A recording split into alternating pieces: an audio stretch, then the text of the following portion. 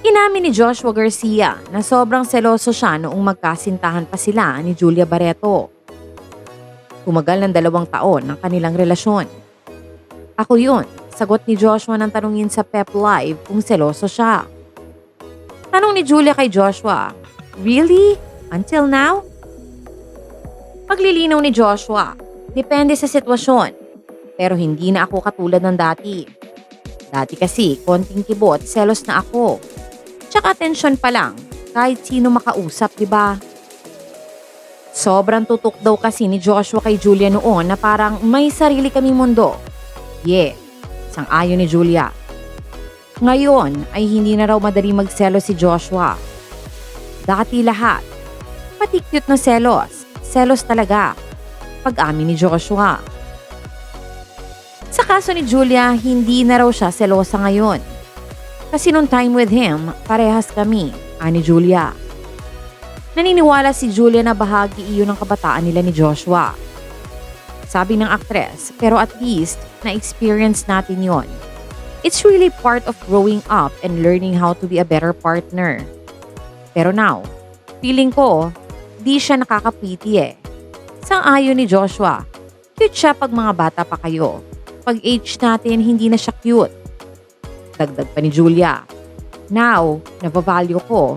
Gusto mo iparamdam sa mga tao na pinagkakatiwalaan mo na pinagkakatiwalaan kita. Pinapahalagahan mo yun. Aminado naman si Julia na hindi totally maaalis ang pagsiselo sa isang relasyon. Tao tayo. Human nature na ma-feel ang mga ganung bagay. It's really just how you react.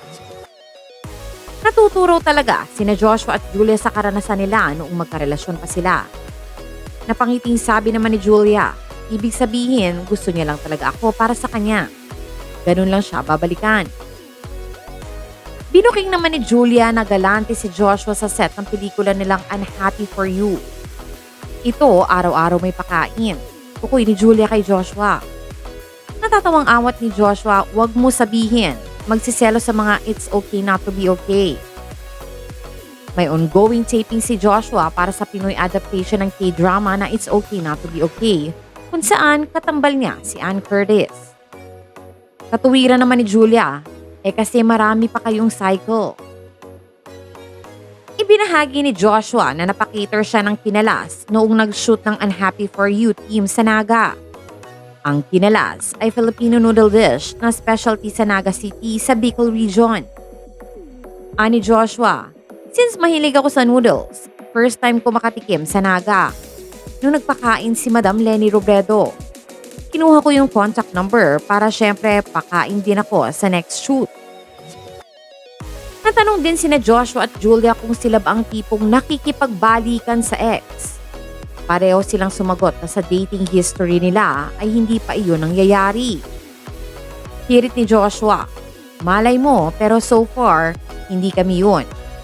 Sekundang biro ni Julia, malay mo. Natawa si Julia dahil kinilig ang mga nanonood nang magbiroan sila ng ganun.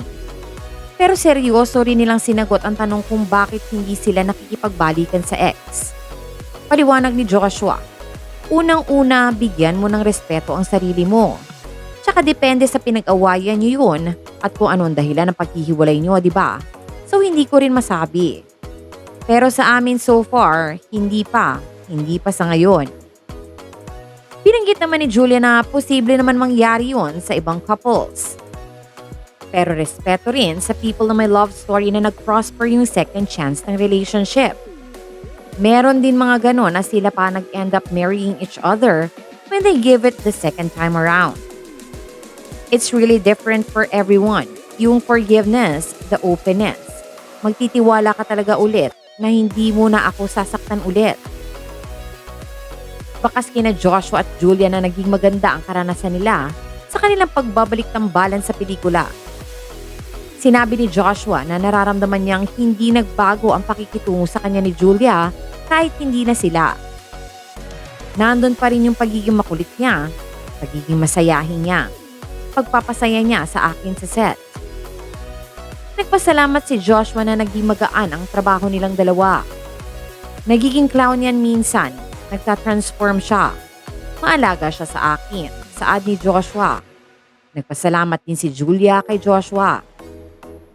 I'm grateful because one, syempre just your openness throughout this whole experience.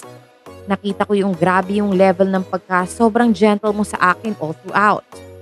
Yung process and hardship na napagdaanan natin in making this movie, you really didn't give up on me. Nagtulungan daw kasi sila sa mga challenging na mga eksena sa pelikula. Dagdag pa ni Julia, lalo na sa tough moments, hindi ka sumuko sa akin. Talagang pinush mo ako. Thank you sa kape, sa breakfast, lunch, dinner. Thank you for your generosity, honesty, and openness.